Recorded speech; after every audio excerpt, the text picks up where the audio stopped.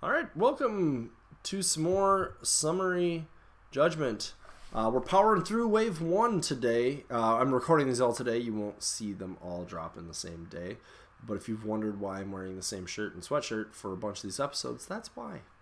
Anyways, we're down to only a couple left here, so I decided to we're just going to knock them all out, and we're going to get these videos out there. So today I'm talking about Thorgar, who's a Minotaur gladiator. He is an aggressor. He has the lowest soul harvest, I think, of all the wave 1 at a mighty soul harvest of 1. He has a move of 4 and agility of 3, no resilience. He has a 7 melee. His attack is a great axe. It is a melee type damage. It's costs an action. It's a melee type attack, costs an action. It has a 2-inch range and does a 3-4-6 for damage, so that's pretty good. He starts the game out with 18 damage boxes. He adds 2 at level 2 and 3 at level 3. So 23 is where he'll top out at. As far as innate abilities, we talked about this in a different episode with Thorgar, but all Minotaurs, I believe, have this. They have regeneration 2. So he'll heal for 2 points at the communion phase, but it will happen before heroes respawn, so you won't heal the 2 after respawning. He has a combat maneuver called Gore Thrust, which costs a symbol and a J. So enemy model damaged by the Great Axe is thrown 4 inches directly from this model. I'm just going to make a note here. What this is saying is it used to be a 2S, and they felt like the effect was a little too powerful for that cost. So what they're saying is you can have a J or a combat maneuver symbol for the first part, but you have to have a J to spend for the second part to do that throw. And then as far as active abilities, he probably has the longest singular activated ability, but he has Enraged Slam, which costs 2 actions and a fate. So it's sort of a replacement for a charge. Advance this model 7 inches in a straight line, ignoring movement penalties from rough/treacherous ground. Note not the damage if it's treacherous. If this model contacts an enemy model, that model suffers 5 true damage, so it ignores resilience, and is pushed 3 inches perpendicular to the line the model is moving.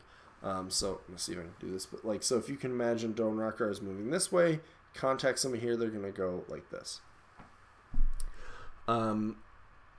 If the model being pushed contacts another model or impassable terrain, it will stop immediately.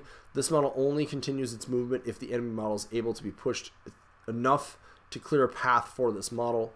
Models that are pushed by Enraged Slam cannot make parting blows against this model during this advance. This model stops immediately when it contacts impassable terrain, a wall, or a friendly model during this advance. Okay. Level 2, he picks up Man Catcher, which is a single action. It says target enemy model within 4 inches of this model is pushed directly towards this model up to 4 inches. Immediately after resolving this push, this model can make a Great Axe attack against the enemy model without spending an action. And then at level 3 gets improved Enraged Slam, which just reduces removes the fate cost from it, so it's just 2 actions. Just as a note, we'll talk about Throw because it's down here. There's also notes on his card about Knockdown, but we've talked about that plenty.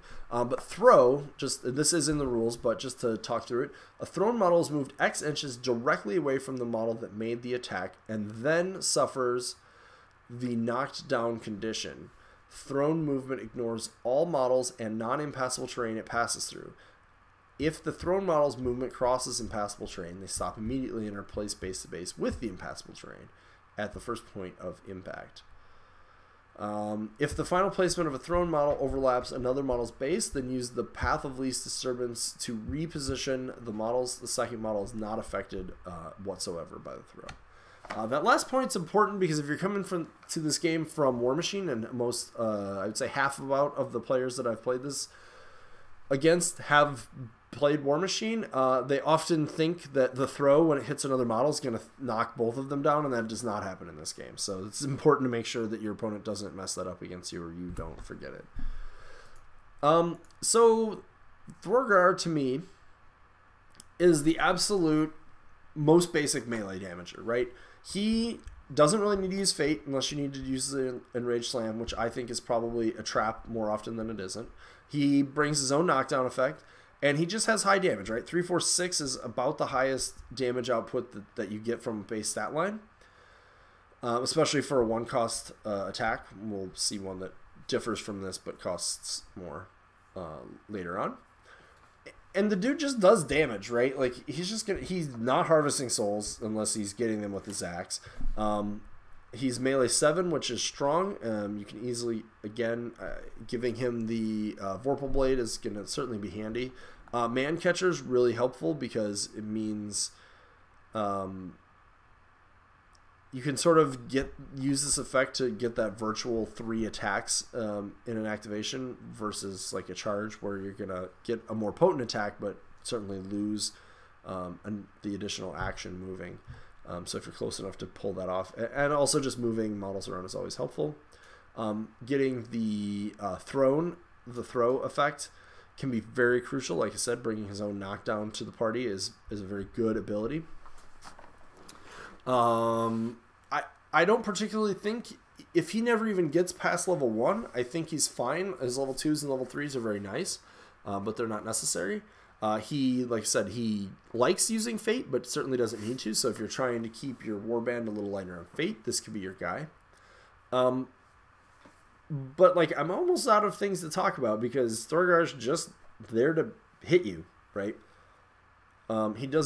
He's not fancy. He's not flashy. He doesn't have to do anything really special like Brock or Rakir, who we've talked about before.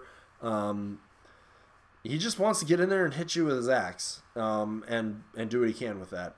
Even later on when we talk Wave 2, we'll, like, Zonia is a very similar hero, but she definitely has some more nuance to what she wants to do, I would say, compared to him.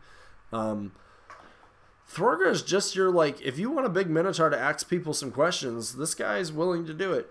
And that's what he does. I know a lot of people have felt, mostly Australian folks, have felt he's the strongest melee aggressor in the game. I don't necessarily know that I totally agree, but I see why they think that, right?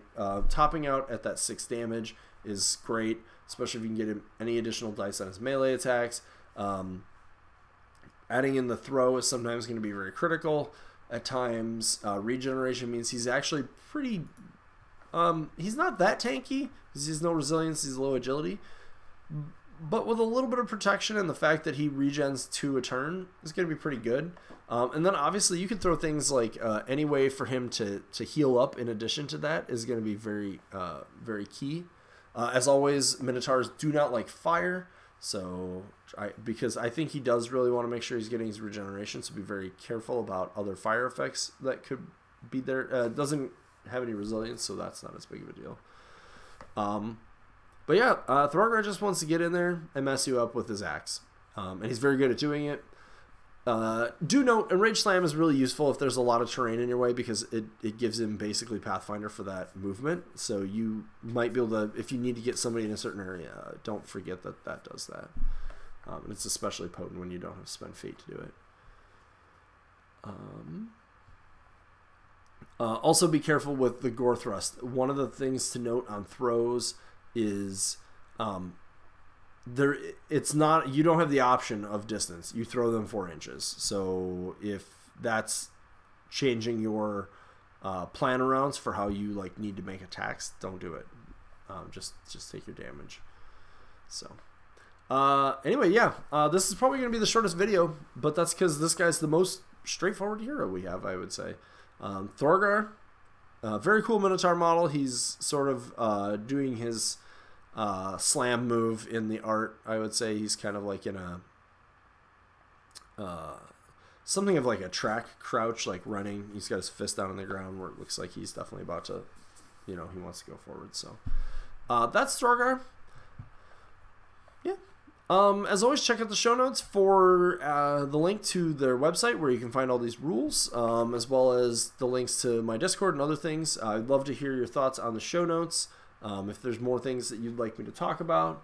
Obviously, like I said, I kind of breezed through Thorgar here, I feel like, but it's just pretty basic. So anyways, I hope you enjoyed this episode. I think we have one more Wave 1 hero to get to, and these will be getting posted up.